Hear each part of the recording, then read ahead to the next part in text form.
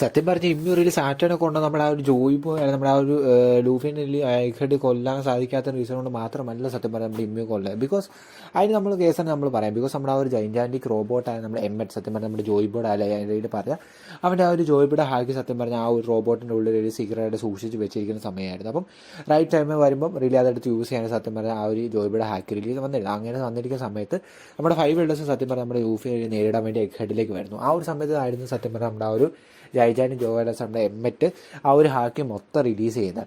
ആ ഒരു റിലീസ് ചെയ്ത സമയത്ത് സത്യം പറഞ്ഞാൽ ഇവൻ നമ്മുടെ ഗോറോസുകൾക്ക് അത് മാത്രം ഇവൻ നമ്മുടെ ആ ഒരു ഇമ്മ്യൂന് പോലെ ആ ഒരു ഹാക്കി നേരിടാനുള്ള ശക്തി വരും. ആ സമയത്ത് രീതി അവരൊരു ത്രെട്ടായിട്ട് രീതി ഒന്നും ചെയ്യാൻ പറ്റാത്ത അവസ്ഥയിൽ സത്യം പറഞ്ഞാൽ പോവുകയും അവർ തിരിച്ച് മരീജിയിലേക്ക് പോകാണ് രീതി പറഞ്ഞാൽ ഹെഡിൻ്റെ അവസാനം സത്യം പറഞ്ഞാൽ സംഭവിക്കാൻ പോകുന്നത്. സോ ആ ഒരു റീസൺ കൊണ്ട് തന്നെയാണ് രീതി സത്യം പറഞ്ഞാൽ ആ ഒരു റീസൺ കാരണമായി സത്യം പറഞ്ഞാൽ നമ്മുടെ സ്വന്തം സാറ്റാണ്. ബിക്കോസ് നമ്മുടെ ആ ഒരു ജൈനാറ്റിക് ആ റോബോട്ട് ഇനി വർക്ക് ചെയ്യില്ല, ഇനി കാരണം ഇല്ല എന്ന് സത്യം പറഞ്ഞാൽ എംമെറ്റ് രീതി നമ്മുടെ സാറ്റാനിൽ കൊല്ലാതെ വിട്ടത് ആദ്യ സമയത്ത്. അപ്പം ആ ഒരു റീസൺ കൊണ്ട് മാത്രമാണ് സത്യം പറഞ്ഞാൽ സാറ്റൻ്റെ റിലി ഇമ്മ്യൂ കൊള്ളുന്നത്. അതെങ്ങനെയാണെന്ന് വെച്ചാൽ സത്യം പറയാം നമുക്ക് ഓരോ ഗോറോസുകൾ ഇമ്മോർട്ടലാണ് നമുക്കറിയാം. ബട്ട് ഗൈസ് അവരുടെ ആ ഒരു ഇമ്മോർട്ടാലിറ്റി സത്യം പറഞ്ഞാൽ ഇമ്മ്യൂൺ റിലി തിരിച്ചെടുക്കാനുള്ള കഴിവുണ്ട്. അങ്ങനെ ഒരു സാറ്റൻ്റെ ഇമ്മോർട്ടാലിറ്റി തിരിച്ചെടുത്ത് സാറ്റൻ്റെ ഡെത്തിലേക്ക് നയിക്കുകയാണ് സത്യം പറഞ്ഞാൽ നമ്മുടെ ഇമ്മ്യൂ ചെയ്തത്.